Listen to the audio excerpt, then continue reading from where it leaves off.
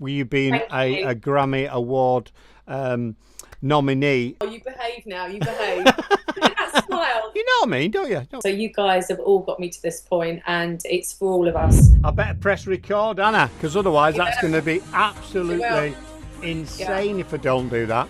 Yeah, Well, do that. well, people have got another interview. Janice has been cracking the whip this week. This is the 4th interview I've done this week. Yeah, Oh, she's cracking the whip. absolute nightmare. We had Hardcore. we had Gallagher's Green at the start of the week, and then we had 2 on the show last night, and now we've got the absolutely awesome Malissa Whitehouse joining us. I need to put my official glasses on for that. Hello, Kurt. They suit you. They suit you them actually. Quite. They do. Should wear them in your next video. Oh, do you think so? Yeah. I think it's a bit reflective though, isn't it, in this light? I need to. It is. Yeah, But a bit there's a reflective. look with glasses. That's all I'm saying. Yeah, there you go. Oh, you behave now. You behave. Look at that smile. You know what I mean, don't you? Don't I mean? I know you. I know you. Get on there, Kirk. No, they suit you. Suit you. You look good No, without. here. You look good with them on and good with them off. But yeah, they're excellent. And it comes to us all when we have to start wearing glasses. It happened with my wife. She says, "Can you come in here and read this watch? Tell me the time." And I was like, Why "Why is does?" it bad? So I had a look at her and I went, "Can't see it." She went, "I knew you need glasses. Go and get your eyes tested." This was a few years ago. So here we are. That was There you go. Can you see me? Yeah, brilliant. I can see you. I think we should start at not right at the beginning, but maybe at the beginning of because it's great that you've come on. Our relationship as it was between me, you, and Janice, and how that evolves and where it's gone, because it's been an epic roller coaster for us all really over the last few years. Because we started off, we was doing live, we had radio, we had an app. We had about 13 presenters. We took shows from all over the world, and we've gone from that to focusing on just a number of shows and really honing in on that thing that we're doing. So that's what we're doing. So anyway, tell everybody what happened, how it all started. Oh God! So I obviously connected with you through the wonderful Matt Hoy through UB40. Yeah. And Matt was telling me wonderful things about Duggy Stone, and obviously I had my first single out, Dear Diary. And you guys played it, which was amazing. So we're going back, is that 4 years? It's got to be, isn't it? It's a few years ago, 4 or 5 years ago, yeah. I think it's much 4 years. So things really started to take off for me then. I went out to the States. I started to do a collaborative thing with a show called Out Loud, which you did a special, which was complete carnage, which was great fun, coming to your studio. No, it was.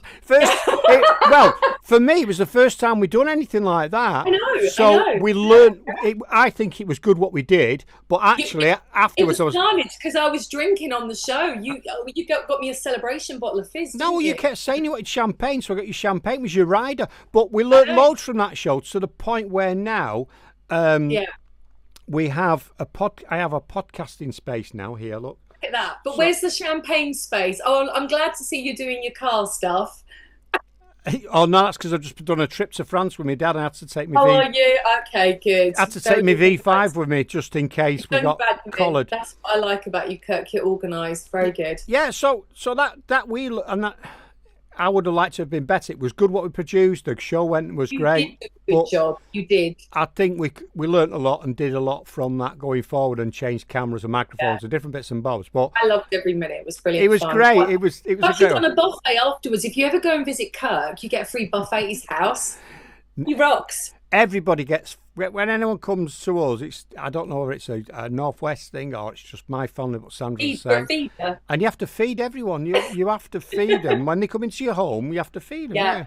And that's why when I go anywhere and I don't get anything, I think, bastard. I'm due to come back soon. I'm hungry. Yeah. So you did the show here, which is great. Did the show there. Single took off in the States. There was like 15,000 airplays, which is a lot as an independent artist trying to get a radio station to play your single. So it was literally kind of approaching everybody, trying to build everything up. And any independent artists that obviously follow your show will know, even when you're trying to get your BBC introducing, Duggy Stone, whatever it may be, you've got to keep bashing on that door to kind of open that door. Yeah. And that's exactly what I did for literally 4 or 5 months. And those doors slowly, they opened tiny little gaps. And I was like, getting through. But you have to be persistent. For every 5 no's, there might be one possible maybe, and you've got to kind of work through. Yeah. And yeah, talking to Janice as well. Janice was really great as well because she organised all the interviews, gave me a good brief of what was going to happen, which always helps when you're going on to interviews because you can go in blind. And things just built. So from that first single, I'm now at single number 6, and it's just blossomed and blossomed, and working with some great people, learned a lot of mistakes along the way, how to protect your work, who to stay away from, because there's certain things in this industry where there are lots of bloodsuckers in this industry, unfortunately, and you just need to protect your work, what you're doing, where you're going, and just be a good soul and nurture and lift other people as you go. Because if you have the benefit of going forward and getting these interviews and things, then share it, pass it on, give an opportunity as well, because it is hard, it's challenging. Yeah, So, for artists out there, young artists or old artists, or whatever, that are trying to get, I think you're a prime example of what to do with your determination.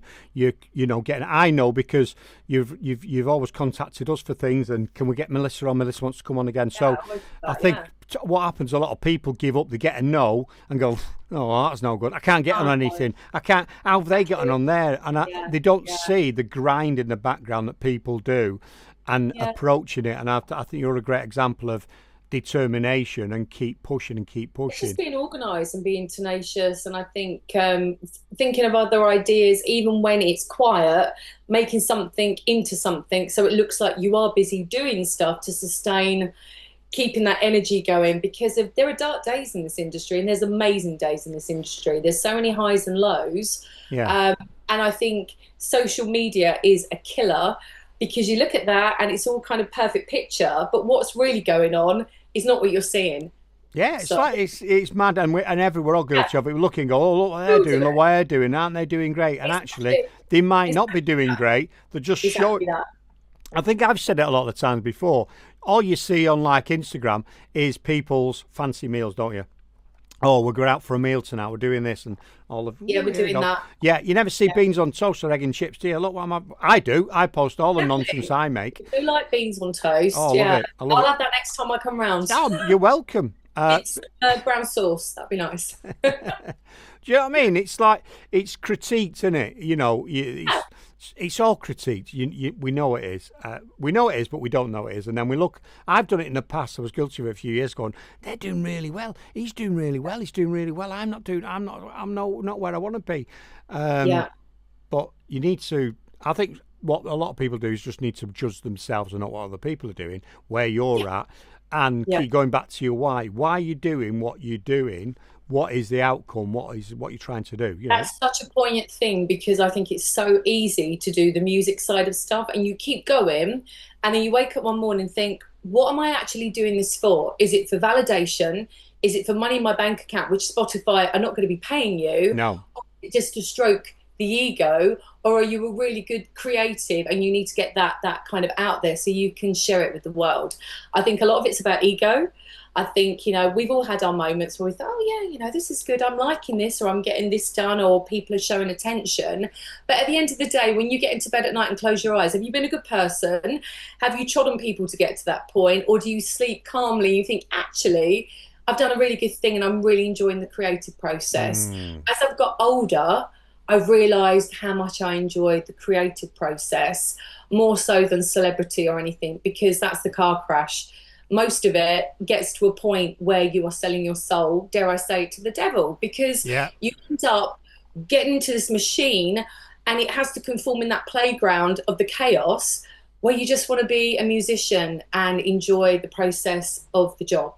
And that's where I've got to. I used to go to an opening of an envelope, seriously. There'd be 4 invites on a Saturday night, and I think, oh, I need to go there, need to go there, need to go there. Picture. I do love a picture, as you know. But joking aside, you can't do that. And to do a good job, I needed to pull myself back. I'm like a mum, I'm a wife, I'm all these things, because everyone, I think, thinks you're just in this little bubble in Instagram or Facebook or whatever, where you're just that musician.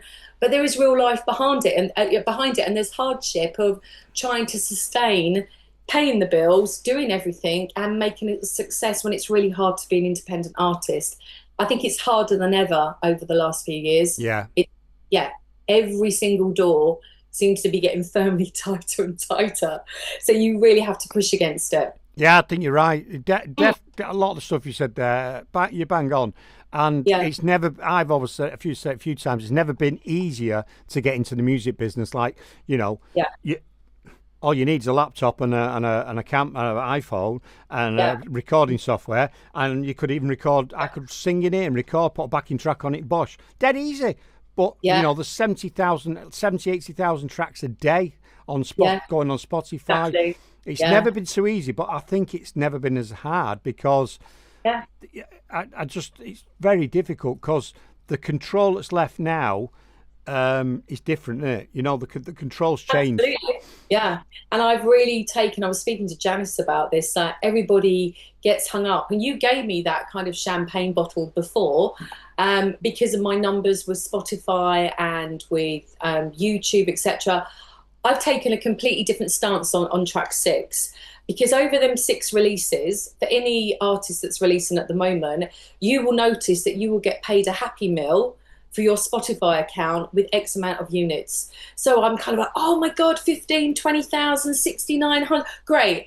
And then I get my check from Spotify and I'm looking at it and thinking, between me and the producer, we're going for 2 happy meals. This is great, okay? So there's not much finance in those areas. You're going to get money from your merch. You're going to get money from your gigs. You're going to get money from trying to get more airplays, because you get more value from getting your spins out of that and PRS collections than you will from Spotify from doing that. So I just literally chucked it on distro because I normally do.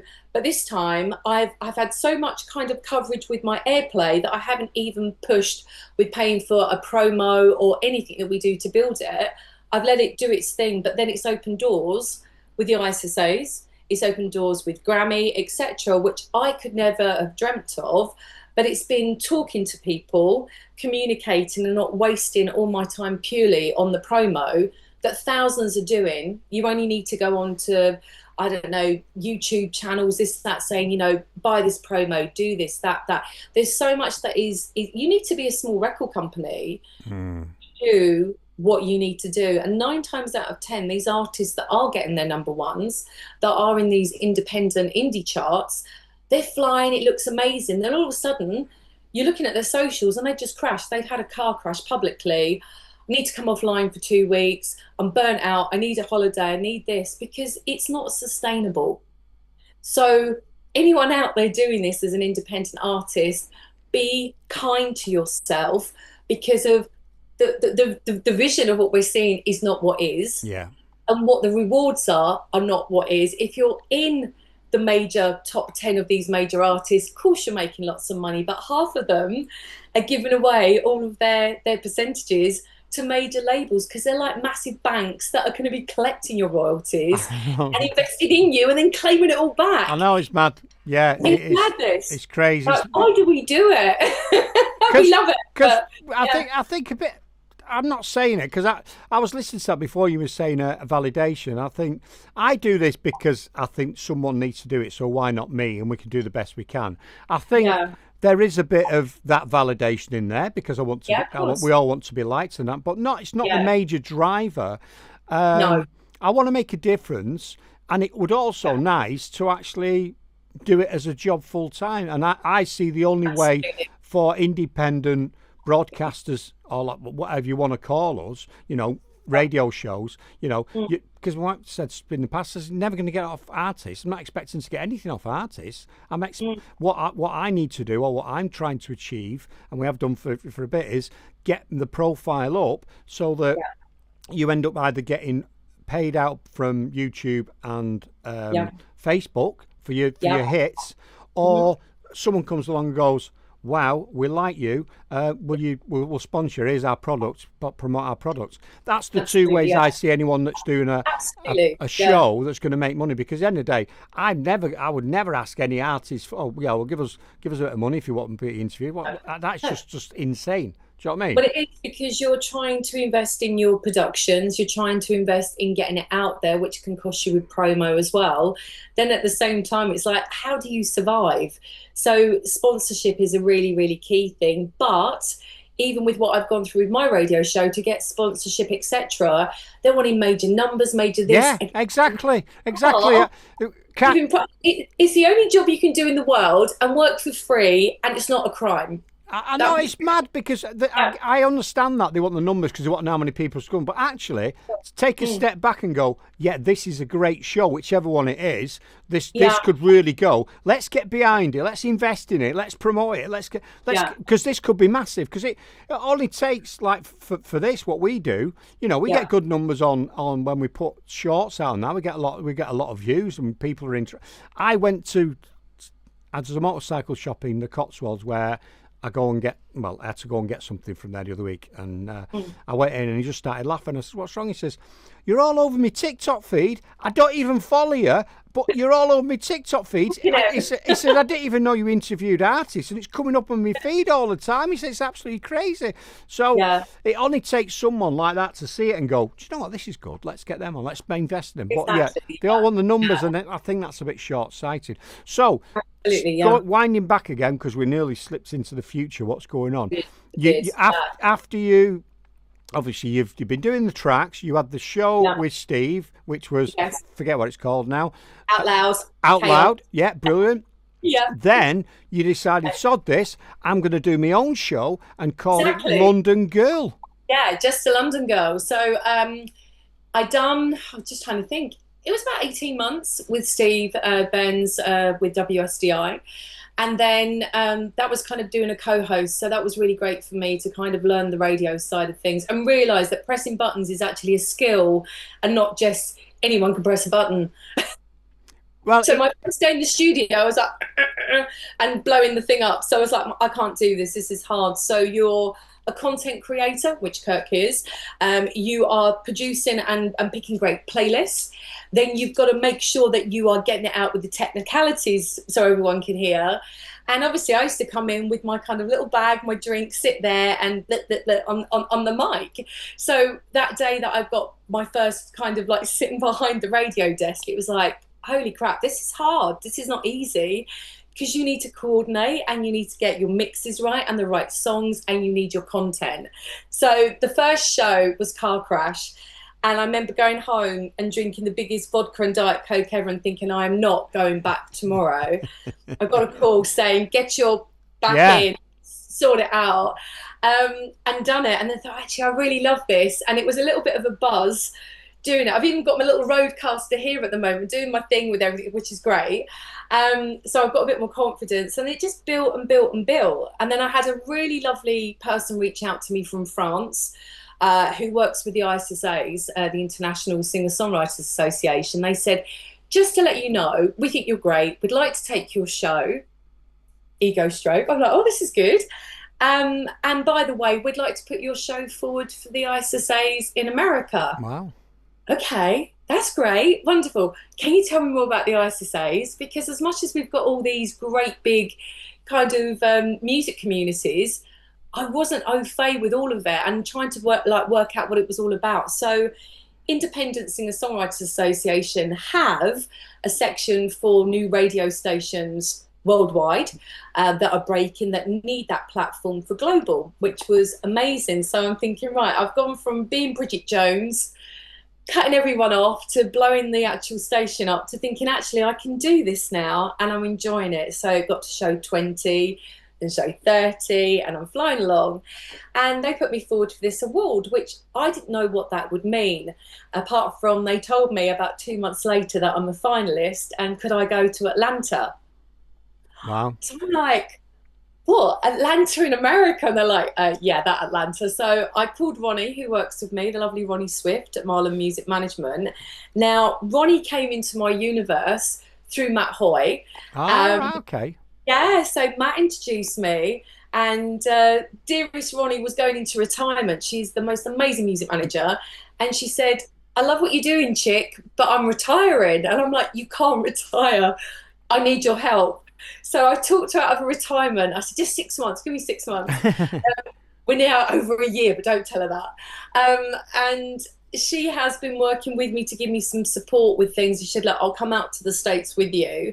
Went to the awards ceremony, which was just amazing. And if any of your listeners have the opportunity, check out the ISSA, Singer-Songwriters Association.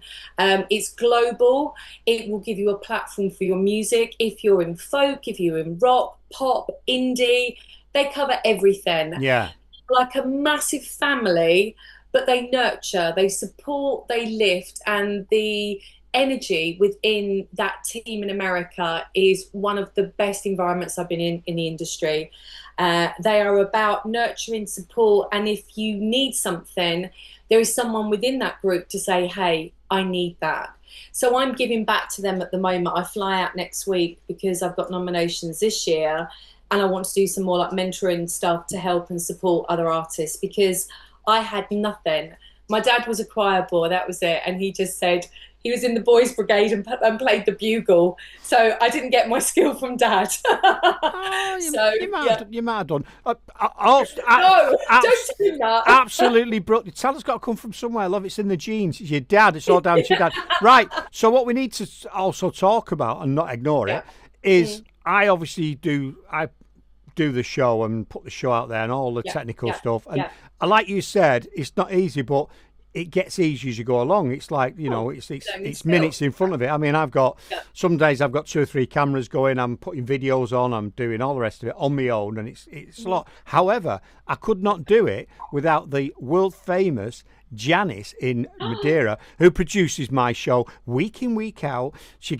I never see this is brilliant, you see. I never see a guest until they come, unless they've been on before, until they come on screen.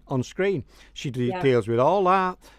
She'll say, I've got 8 hours of music to go through this week, and reduce it down to an hour and a half or whatever. Tirelessly, week on, week out, and the show is absolutely fantastic. And she says, oh, look at this, look at that. She does all that sort of stuff. She's absolutely wonderful. However, you poached her as well, didn't you? You saw a good thing, girl. Well, just a little. It was a little segment. Yeah, big segment, really. she's getting stuck. No, but that's great. The fact that she does all this is amazing, because what she has and her skill set is having her finger on the pulse of what's coming and kind of bringing it to our attention. As much as we've got our radars out and we're looking, if you have a great up and coming artist, if you're a manager watching, if you're an artist watching, contact Janice, because she can open these doors with platforms and endorse and let us know what you guys are up to. And that's so important. So week on week, I would contact her and say, right, who we got on the kind of London Girls sessions this week with Janice Newton? Right, amazing artists from America, amazing artists from New Zealand, and she would give me the lowdown, do all of the background, and then she would send over everything. We'd play the song, and then voila. And do you know what's wonderful? There is an artist called Zoe Miles. I need to say hello to Zoe, because she's actually just heading to Los Angeles as we speak. So Zoe Miles came on our radar, somebody that came to me, but then obviously Janice kind of nurtured as well. She got her first Grammy Awards party performance, and she's in Tennessee, and she's literally packing as we speak to go out to Los Angeles for the big time. There were some amazing things, and that all happened straight after she'd done the London Girls show, and it just started to blossom and blossom. So I'm getting on the back of that.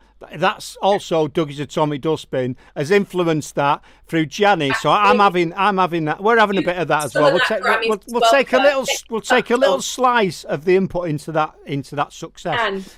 And that's what we like to see. We've seen bands, and we interview the bands to give them an opportunity to, because you need, when you become successful, you need to be able to be interviewed. Otherwise, people want to know about you. And absolutely. One of the biggest buzzes we get is when we see an artist progress. And there's a band called Marseille who are going up. There's a couple of others. That gives us a mass. And I always go on, I've not spotted her phrase, Brie Hopkins. She came on. Brie Hopkins has gone, got her own. She's done. I think we played Brie on the show too. Sorry. No, it's fine, because we love her.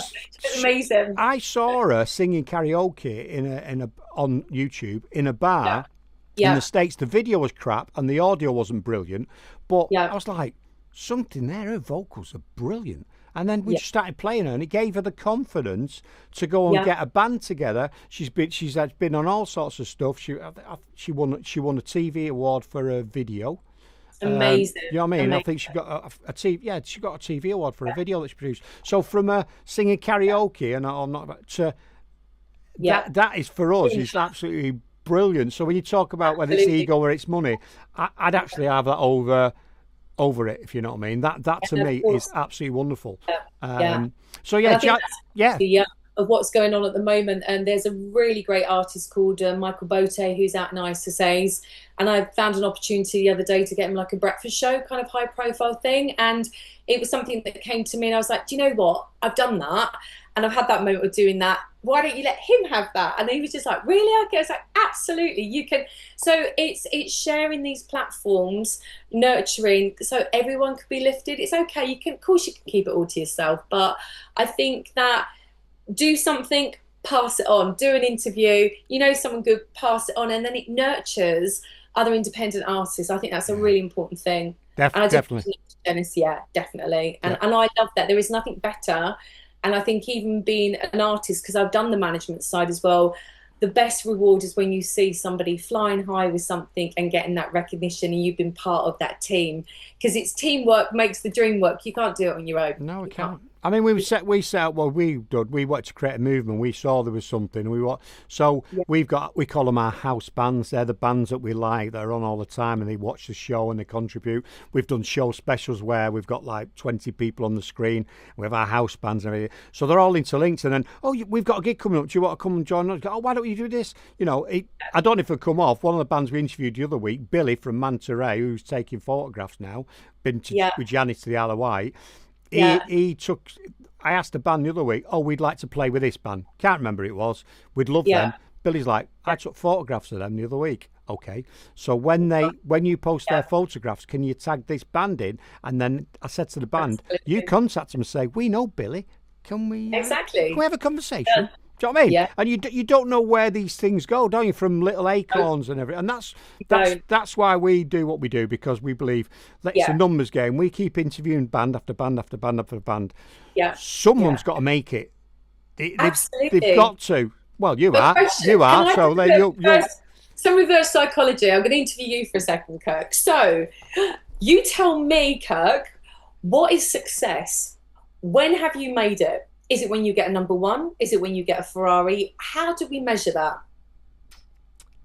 Yeah, that's a tough one, because the trouble is, if you're determined, right, whatever, and this is why you see the things that you see. For me, it's being able to do what I want whenever I want. That's success. That'd be success to me. So can I do? And to be honest with you, probably success now, because I work for myself. I test ride motorbikes, but I'll say I'll do Tuesday, Wednesday next week. I mean, I don't want to work this week. So, and then I think today, do you know, I'll go on my motorbike. I love it. So that's success when you've got freedom. Money for me, money are fun tokens. They allow you to go and do the things you want to do. They fund what you want to do. But the trouble is with a lot of people who are, what's the word? Driven, entrepreneurial, whatever. Yeah. When they get to point A, like releasing a number one album, I want the next thing now. I want a platinum album. I want a gold album. I want 5 gold albums. I want more. I want a Bugatti. I want 5 Bugattis. I want them all different colours. I want Rolexes. I want for every day of the week. I want this. But a lot of that stuff is just trinkets. It's just trinkets. They are trinkets, and I think the sustainability. The meaningless. Great. They're absolutely. Everybody that you think has got to that status within the industry has either ended up not on the planet, has ended up kind of not in a great place or in rehab or whatever. I'm not saying that everybody successful ends up there, but there is a price to pay for certain successes. And I think if you can actually get to a point in this industry where you can put food on the table, you've got a nice car, you've got a nice house, and you have choices, and you can enjoy the process, I think that's what success is. The older that I've got, it's not just about celebrity. Definitely, it's not. I had one years ago. I had a job in supply chain logistics. I went boom, boom, boom, boom. Started with nothing, didn't have any qualifications. I've got a master's degree now. I've got loads of qualifications in the industry. I was highly respected. Went for another job. I won't say how much I was earning, but I was at the time earning as much as an MP for the job. So that was quite a good job. Yeah, do you know what I mean? Quite a good job. worst job I had in my life. I hated it. I was getting backstabbed. It made me ill. I ended up having a nervous breakdown and walked away from that job. Yeah. Without a job. I walked away. And I was on gardening leave for months, right? I went to university from that. I got some funding while I was on gardening leave. And about the day after my gardening leave ended, I started a job and I was earning, I loved the job, and I was earning more in 6 months than I could earn in 12 months. And I love that job. And I still do some of that now, do consultancy. I go into a business and go, right, but I only do the ones I want to do.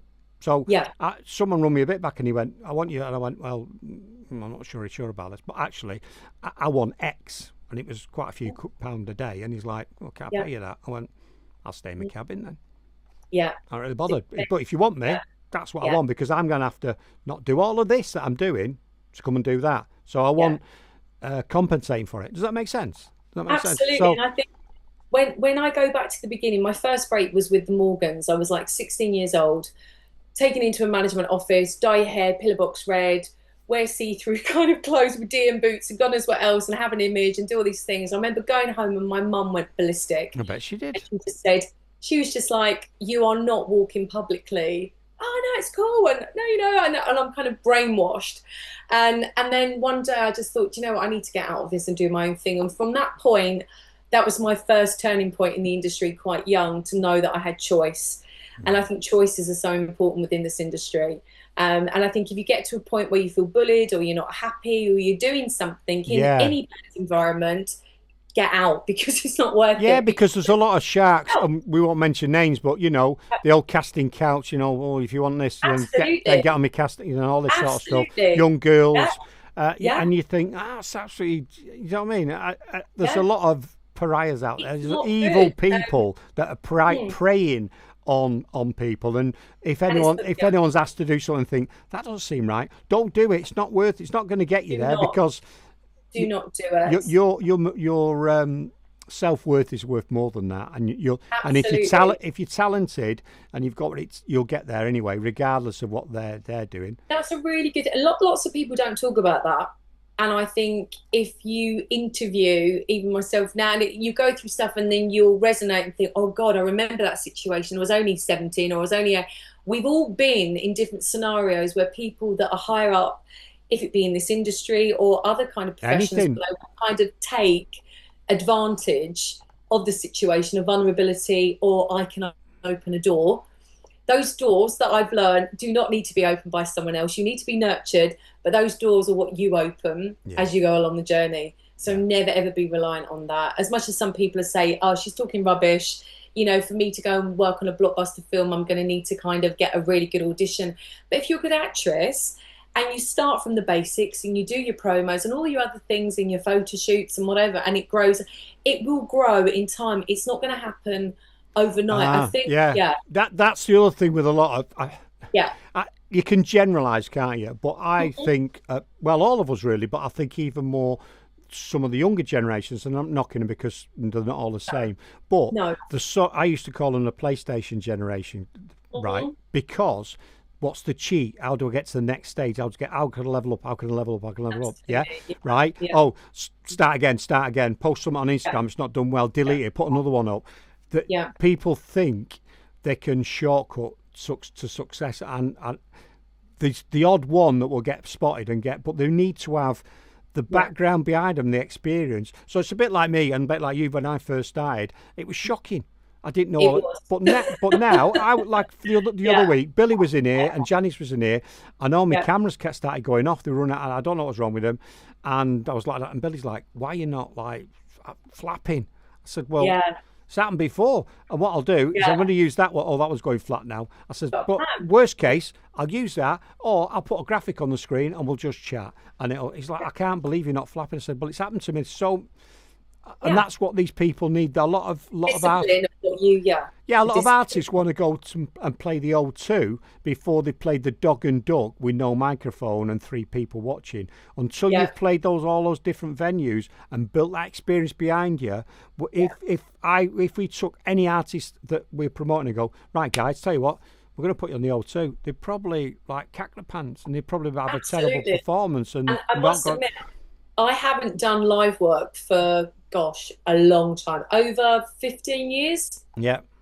So I've done smaller gigs, PA things or whatever, but I'm talking the full live band thing. So in the last kind of 6 months, I have been put through the steps of knowing that I need to get fitter, need to get a better mental kind of state of mind with things because of discipline of remembering the lyrics. Because I've got to that point in my life where I walk in a room and think, what am I in here for? I don't know, because there's so much going on. I know. And then the guy in the band saying to me, second track is Dear Diary, Mal, and I'm just like, oh yeah, I'm with it. So we've kind of been in rehearsals, but the discipline with rehearsals and band rehearsals and stuff like that is massive because it's so different to studio work. I can go and record songs all day long in a studio and go and have my nice little break and kind of pop out and get my sandwich or whatever. But at the end of the day, when you're doing that and they're going, right, let's do it again, let's do it again, let's do it again, you're thinking, I'm so hot and my brain's going to blow up, and you know you've got lights on you and there's people with their arms crossed thinking, is she going to be able to do that? It's such a pressure. And I'm not kind of a spring chicken anymore in my 20s, and it does take a discipline to be able to do that. So that's all coming up. That's been a massive learning curve for me. Because I've walked in like Madonna going, right, you do this, you do that. And then I know, now you cut the mustard, love, you do it. And then I can do this. And then you're like, oh, right, okay, maybe I need to try a bit harder. Because you're listening to playback and thinking, I do need to work on that. And it's a completely different experience. So I've really had to step up in the last few months. And people around me have seen another side of my head spin like Carrie, because I'll be all happy in the studio and then I come out and I get angry with myself if something didn't go right or whatever, and they're like, calm down. It was okay, but I've got to learn from you, yeah. But that's another thing. As you progress and get successful, whether it's whatever you do in life, whether it's producing a show, singing, managing a team, when you get to a certain level, that's your minimum level. That's you can't go down that level. You've got all the time. You've got to continually improve. So I'm always looking. Yeah. Can I have different cameras? What software should we use? What should we use next? Or sounds like, you've got another camera. Yeah, I've got a camera because that's for this. And I've got new microphones. And it's when you first started, one microphone would do. Now I need another microphone. I've got two microphones, but the same brand, exactly the same. Because guess what? When my guest speaks and I speak, we should sound the same. Yeah, do you know what I mean? Yeah, absolutely. I remember my mum and dad giving me £5 pocket money when I was a kid, and it was like 3 weeks got me 15 quid, and I went to Argos and bought a $14.99. It was a blue and red microphone that went into the back of my kind of beatbox thing. Do you remember with the recorders? You used to record the network chart on a Sunday, which you weren't meant to do.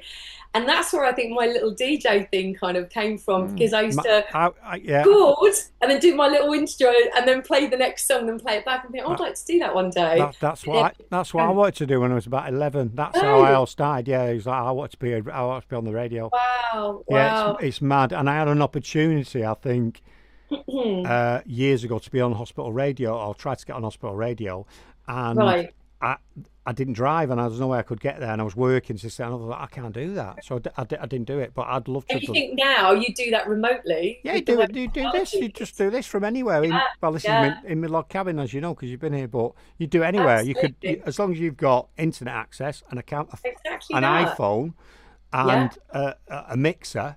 You can do it anywhere. You're doing your thing, aren't you? Yeah. So I think that's the beauty of that. But I did start doing that. But it was a bit bizarre because I started that. Then I ended up working for Richard Park at Capital Radio. Like, I'm sure if Richard saw what I've achieved with the not just the music side, but kind of the radio side, he'd be like, oh my, really? Because I was his PA. So obviously I was looking after Chris Tarrant and Margarita Taylor and Neil Fox, some amazing DJs from Capital. So I used to see that all going on and used to organise their lives as a PA. I never dreamt that I would be behind that. If somebody said that to me, I would have gone like, I'd love to, but I don't see that happening. It was only when that whirlwind happened, releasing my music, that somebody approached me and said, do you want to come and do a co-host? So, they've got a lot to be blamed for. Yeah, exactly. Because I could have been sat outside. I'm sweltering here. And if they hadn't done that, I want to be interviewing you tonight, so you've messed my evening up as well. I know.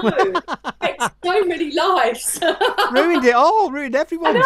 I know. You could have been out No, but it's brilliant, and all the links, and I think a lot of it's down to networking and people, like you said before, Matt Hoy, who I adore. He's a wonderful guy. Matt. Done loads for us, and always been there when I want, and then he's got, come and do an interview or whatever. Genuine guy, and I love him to bits. And but he's amazing. It's networking, isn't it? It's he's like the brother I never had, and I think the beauty with Matt as well, we've kind of explored of other things we can work and do in media, and he's doing really well with House of Fire. And it's just, House of Fire's brilliant. They're just the sound is I know, it's just, and Matt's voice, so it's just like amazing. So there's some good things to come, and I think you should feature on one of their songs, because they do sometimes have female vocalists. Oh, there you go. Have you been speaking to my manager? No, but I just know what's going on. If you're friends with Matt, he'd be a bit foolish if he didn't get you involved in one of his tracks. Oh, bless him. Yeah. But that would be good. So I hope to see him very, very soon. And obviously not last week, the week before, I had the lovely Stephen Wrench, who reached out, singer-songwriter, an amazing producer. He has produced some absolute legends, from Dr. Hook to Toto, Fall If You Think It's Over, love it, massive songs. And through my manager, he just said, I really love what Melissa's doing. And I was like, great, that's cool, really nice. And kept reaching back, and then said, I'm going to put her song forward for, I'm on the board of Grammys. I was like, sorry, did you say grannies or Grammys? I'm a trifle deaf. I was like, oh my God, Grammys? And then I just thought that would be great. And then kind of like thought, just be calm about this. Like, don't get excited. Don't start running around like a teenager. And then there was a few conversations, and all of a sudden in my inbox says, congratulations, we put you forward for a nomination for Grammys for Reflections with John Brooks and Billy Lockett. Like, what the? I know. That's amazing. Like, I know you've got the Rays, you've got the Adeles and whatever. The likelihood, I would think, it's nice to be in that category, but, the chances. But how amazing is that? Yeah, to be nominated, and wouldn't it be great if you got up there? Because at the end of the day, if you can get somewhere, you can ride on the back of, I've been nominated for the Grammys anyway, can't you? Do you know what I'm saying? The fact that someone's got you on there gives you social proof that actually, I'm Melissa, look, I've been nominated for the Grammys. Don't matter if I called it Grannies then. Don't matter. It would be lovely to win it, but it doesn't necessarily matter. The fact that you're linked with that or associated with that thing is massive, isn't it? You know what I mean? And the fact that I'm interviewing you, I could say, last night I interviewed a Grammy nominee. Do you know what I mean? I'm getting all embarrassed now. I'm doing that tomorrow. I'm doing that tomorrow before I release it. Do you know what I mean? We started off with a laptop and a crappy microphone, and fast forward several years. Yesterday, I interviewed a Grammy Award nominee artist. So anyway, people, ignore us. We're just having a moment. I'll tell you what's frustrating, or what not frustrating. This is something I'm giving you a bit of what's in my head. It gets to me when, and I think everyone experienced it. Your friends and your family, apart from one or two, don't even don't support you. A lot of people do. They don't. Oh God, how did you? Do you know what I mean? They don't. Your biggest supporters are people you've never met, and I just cannot get my head around that. Do you know what? I cannot. No. So I will be very honest and vocal, because it does. I'm a really sensitive soul. Me too. That I will be like, okay, it's Kirk's birthday, say happy birthday, or do this, or make sure you do that, and he knows blah blah who wants to do this, and I'll be like, right, I'll do that. And that's me as a person.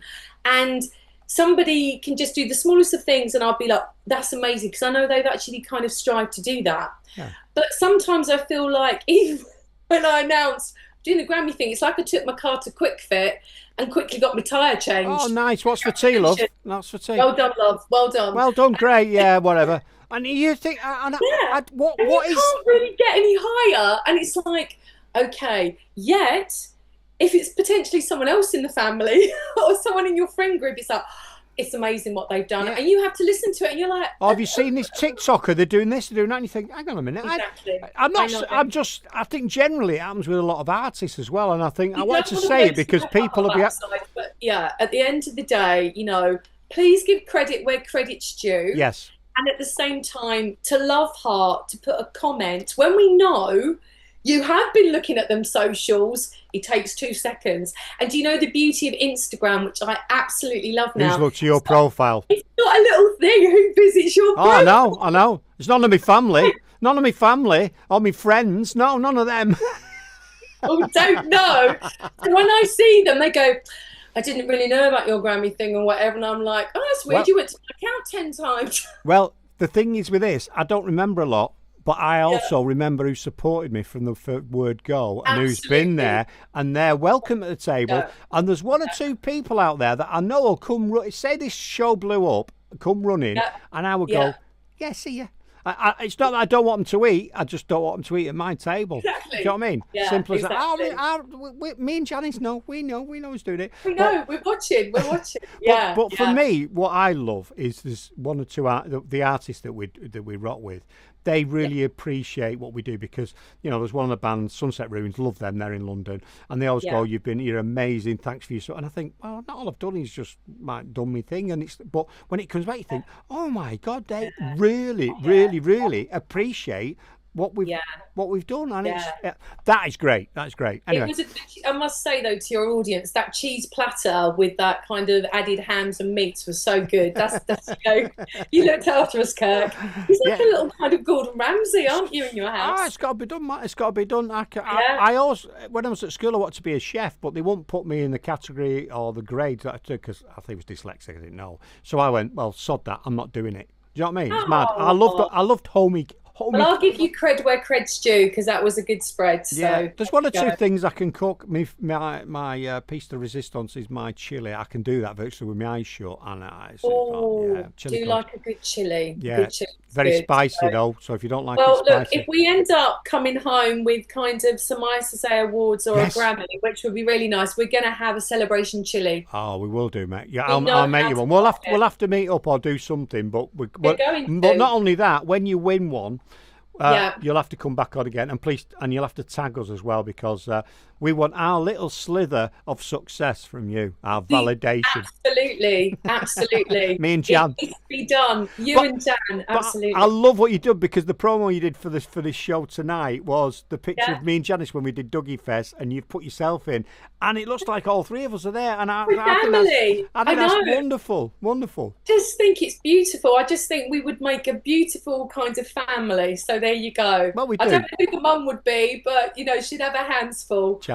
Janice's mum. Because the thing is with Janice, and we talk about artists doing what they do, Janice is like a bulldog sometimes. She will not stop. She's like, and she's persistent. That's good. And that's how, That's what we love her. But what we also do as well, and I've sort of introduced to this a bit back, we try to get 1 or 2 bands, they're good, let's get them on, and mess you about, give them a couple of times, gets to the 3rd time and go, Janice, don't waste any more time on them, love. If they cannot be bothered, and they don't want to come on, then focus on someone who's going to appreciate it. Because if they're not coming back to you, and then when in the future when they come back to you and go, oh, we'd love to be on, go, sorry, we're too busy. So, well, I told her other words, but she went, oh, I wouldn't do that. I went, yeah, but I would. Yeah, lessons to be learned because you never know when you go full circle in this industry. Because there were people from 20 years ago that were the T-boy, and they're now the senior managers of some places that are making executive decisions within my world. And then it's like, okay, so you just never know what route this journey may go on. And I think it's important. I'm sorry, go on. I'm interrupting. No, just to kind of keep the values of how you want to be perceived and how you're valued within certain circles. Don't, what do they say? Don't crap on your own doorstep. That's not a good idea. No, it's not. And you need to make sure you do look after those and nurture those, because those that kind of lift you up to the top can bypass you at some time, and they might lift you up another runner when you're least expecting it. They might do, but it's, do you know what? It's been absolutely wonderful watching your journey so far. Oh, bless you. It really has, and it's been nice to be Remember, I keep adding in that little. No, it's. I forget even like when we was interviewed. We interviewed it like way back when, and we love the track as well. And that's another thing that people need to realise is just because someone's not got thousands of followers and thousands of streams and he's dead, why focus on them? Do you know what I mean? You bring someone on if you think they're talented. That's what we do. We think there's people that are talented. We're going to interview them. They might only have 100 listens a month on Spotify. Who cares? They sound great. I'm not interested in that. Do they sound good? Can they interview? Do they look good?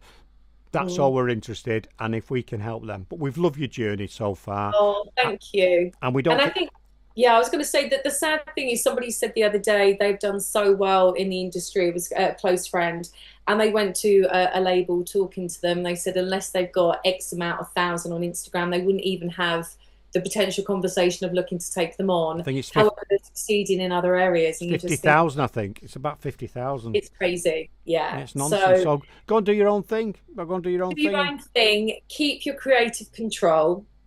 Do your own thing, be your own boss, and rock it, because at the end of the day, you will have the purse strings to what you want to do without having to chase other people for finance. So I think at the end of the day, the more independent you can become, you've only got to think of Ed Sheeran recently kind of stepping aside from his kind of label, saying he's now a dad and how he wants to proceed going forward and kind of nurture his kind of business plan of things. There's so much transition and change going on, and you've got to think of those artists that have been out there that have been kind of told by their label that they can't release another song because they're in a legal kind of battle. George Michael went through. I think that's even coming back up into the press at the moment as well, with kind of secret recordings, etc. It's a tough thing, but one thing to remember: Adele started with one listener. Michael Jackson started with one listener, and it resonates and it's built. If you've got them building blocks and keep building, it doesn't matter how you build it, you'll get there somehow, somewhere. Wonderful. So, wonderful. Yeah, wonderful. Definitely. I think we've been going for nearly an hour. I think we should, as I say, wrap this up and put a bow on it and call it a day. What do you think? Is there anything else? I think you should definitely put a bow on it, as long as there's a cheese board and a glass of wine afterwards, Kirk. So Melissa, you know where I am. You're always welcome, love. You're always welcome here. Anytime, not a problem. And can I just say, if there's any of your listeners or anybody that's needing some support, and I always want to give something back. So if you do email Kirk, obviously don't block up his inbox because he'll actually shoot me. But literally, if you do need that nurturing, some support or some advice or whatever, then I'm all ears to always support and kind of explain situations. Because I think what I found going up that ladder was I didn't know where to go, didn't know what to do. So if you're somebody that is in your bedroom studio at the moment, or you just need that little bit of support with something, in the coming months, that's something I really want to do, is give something back. So yeah, wonderful. So keep posted on that radar. Well, let us know how you get on. Keep it with Janice. If you're watching out there, don't email me, people. Go and follow us on Duggy's Atomic Dustbin on Instagram. Janice manages that. So Janice is going to get... Sorry, Janice. Yeah, at Duggy's Atomic Dustbin. No, well, we want this to be the Joe Rogan experience for the music industry. That's our aim. That's what we're going for. So there you go. Proper and you never know, we might think that, get the next best thing come through. Who knows? Exactly. Thanks for coming on. I know you're busy, got a lot on your schedule, and with you being a Grammy Award nominee, your time must be very precious. So, taking the piss, but I'm being serious now. For you to come to us for an interview when you've got that going on, that means a lot to us. Yeah, and it really does. Really, appreciate it. Without you guys at the beginning and nurturing this journey, I wouldn't be in the situation. And like you said, teamwork makes the dream work, as I mentioned earlier. And you are only as strong as your team. So you guys have all got me to this point, and it's for all of us for getting to this moment. So let's hopefully, hope good things are ahead of more recording shows, and I'm looking forward to doing a live show in London very soon, which I hope you will come down and say hi. Oh, we might do that. Let us know when it is. Okay, I will. I'll keep you posted. All right. Lovely, Melissa. It's been wonderful. You. Speak to you soon. Keep in touch. And don't forget, come on again. Absolutely. I'll see you very soon. Take care. Cheers, mate. Thank you. Take care. Well, that was Malissa Whitehouse. Another show, another interview. That's the 4th one this week. Thanks, Janice, for setting that up. She's brilliant. Go and check her out. Go and follow her. And obviously, as and when we know any more information about the Grammy nomination and the other nominees, nominations she's got, we'll let you know. But if you want to know more about us, go and check us out on Mixcloud. It's like YouTube, but we can play copyrighted material. So it's mixcloud.com/live/Duggy Stone Radio, DUGGYSTONE. If you can't get to that and don't understand how we do that, we do a show on a Wednesday, 6 p.m. UK time. If you go on social media, either at Duggy Stone Radio, DUGGYSTONE Radio, or at Duggy's Atomic Dustbin, DUGGYS ATON Atomic Dustbin. Do that. You'll get me or Janice and what have you. But it has been an absolute pleasure. Thanks for Janice for setting up again. And we'll keep your eye on Melissa. Anyway, speak to you soon.